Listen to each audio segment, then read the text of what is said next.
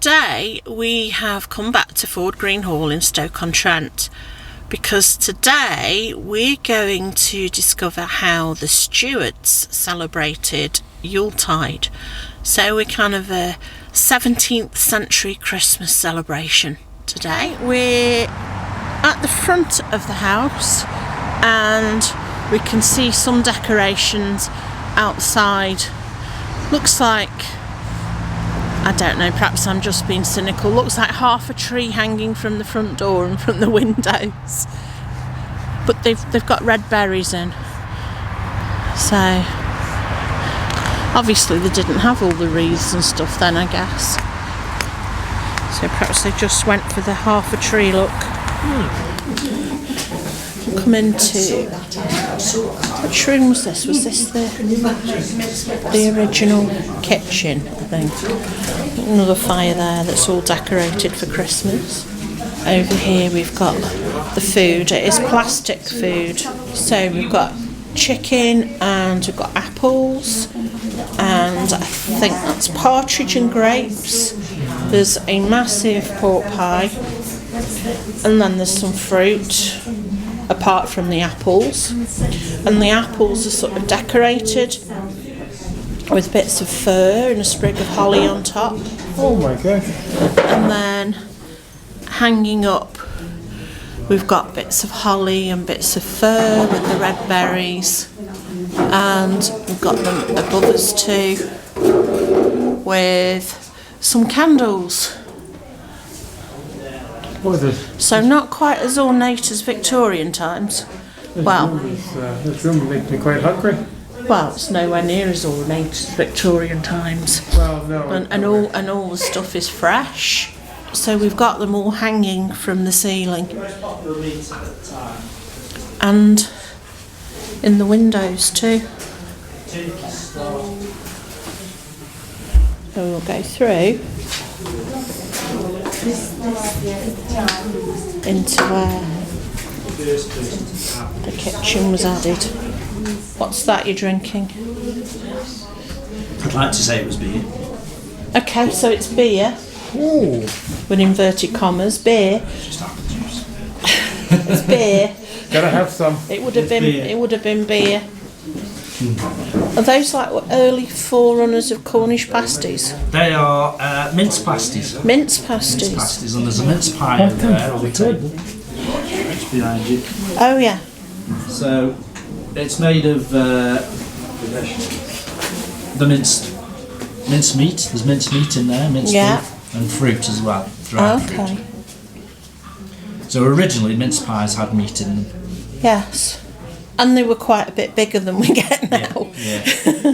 The price of the fruit was expensive that goes into it, all that dried fruit. So they forward so much and then pad the rest of the pie out with minced beef.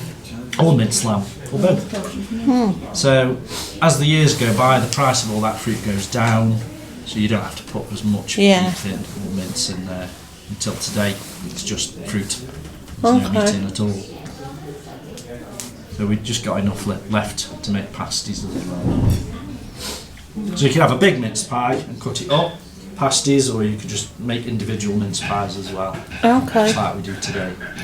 And for the full 12 days of Christmas, you'd have one mince pie each day, and that should bring you good luck for the rest of the year. Okay. We'd struggle with that, wouldn't we? One mince pie a day. I know.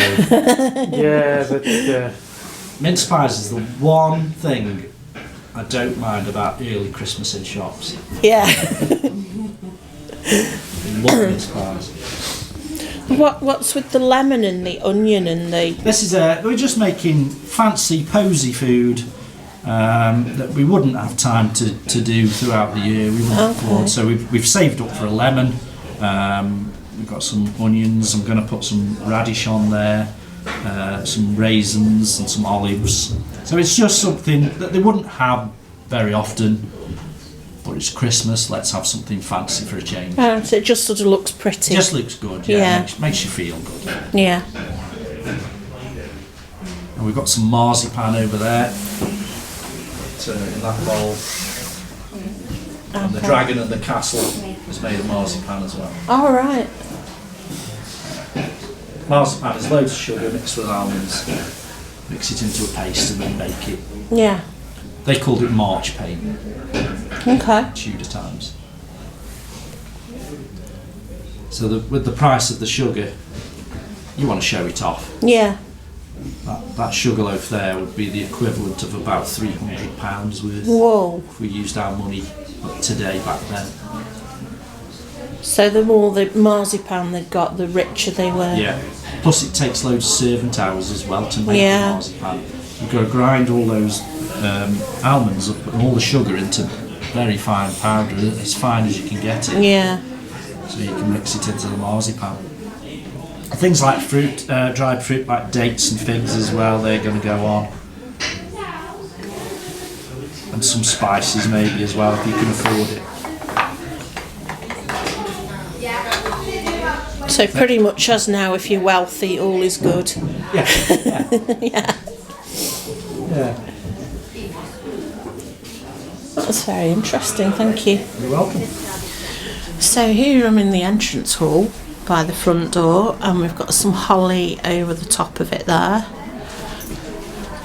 The door is really short, it's not much taller than the top of my head. Got more holly here, and holly and pine cones here with the candle, and some more holly and fir around the front door. There's all a lot of fresh green stuff. And then we've got some children's games. So we've got 9 Men's Morris. What's this one called? Put and Take. Each player stakes 1 coin and then in turn throws the long lawrence. If the blank is thrown, they do nothing but pass the dice on. If the side with crosses and lines is thrown, they scoop all. The 2 lines tells them to put 2 coins in, the 1 line tells them to take 1 coin out. Put and take. Oh, that must be this one here. And then you've got these where you're trying to get the ball in the... No. No. There we go. No, there we go. I cheated. Did it. And we've got some Elizabethan dice games and jacks. Over there. So in here we've got pomander making, and we can smell the orange. If it's anything like what I used to do as a little girl when I was with my mum, we used to have an orange and stick cloves in it. Just sticking cloves in the orange. It's just something I haven't done since I was small, as I say. And the smell, you can smell the orange and the cloves. So it's really good.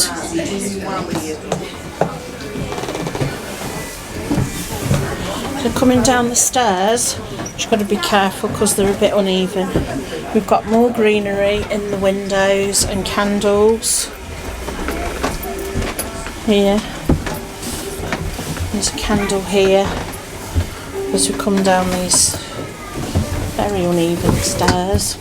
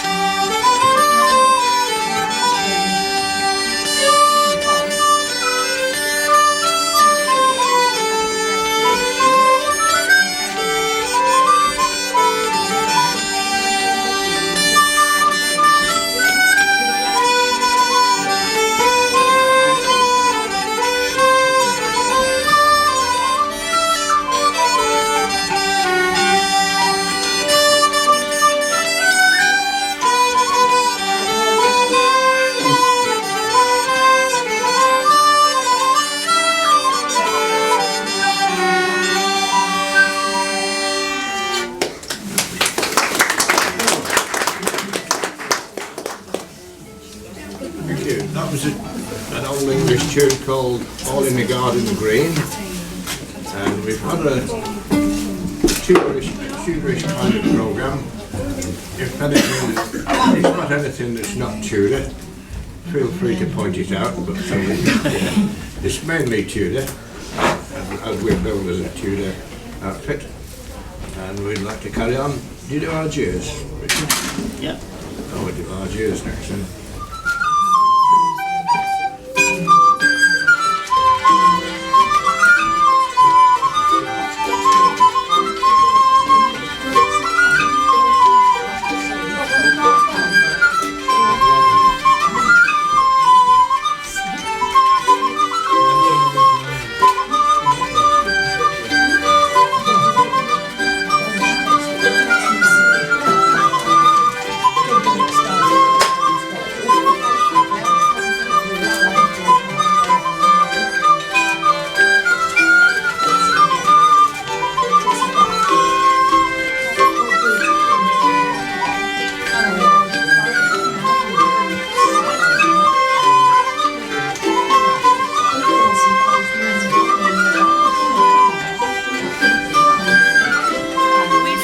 An enjoyable walk around Ford Green Hall. Basically, what we can say we noticed about the decorations is there was a lot of greenery. So there was a lot of fir branches, and there was holly, and the red berries of the holly provided a bit of colour in there, and they'd have them hanging from the ceiling and from the windows and from the door, and there was candles. We didn't notice a Christmas tree, so I guess that's something that became popular after the 17th century. But there was so much greenery there. Everything, all the decorations were fresh. So, well, obviously they didn't make artificial stuff then, but they were fresh, and we had a look at some of the food that they'd have. We did have a look at the pomander making, which was essentially something that I used to do with my mum as a little girl. We'd get an orange and we'd stick cloves in it. And I think when I was young, we'd actually stick it in the airing cupboard so it dried out a bit. So you kind of got this smell of cloves and orange, and we could smell it up there, but again it was quite crowded and a lot of people were doing it and there was a queue for it. So we thought what we'd do is, on our way home, we'll stop off at the supermarket and get some oranges and get some cloves and make our own pomanders at home. We stopped off at the supermarket, we picked up some oranges, we've got some cloves in the bowl in the middle of us, so we can just pick up a clove. There's a bowl in the middle, John, and you can just stick it in. And that's what we do. Now, unlike the ones at Ford Green Hall, we've not got ribbon. Whoops. Lego penguins taking part. Yeah, so, Lego penguin wants to take part now. So we won't be able to hang these up when they're done because we've got no ribbon. But we'll be able to enjoy the smell of them. On it. So I have finished sticking cloves into my orange. Now if we'd done it properly with ribbon, we'd have the ribbon going round, so the ribbon would kind of divide it into quarters, and then you'd put the cloves into each corner, and then you could hang it up by the ribbon.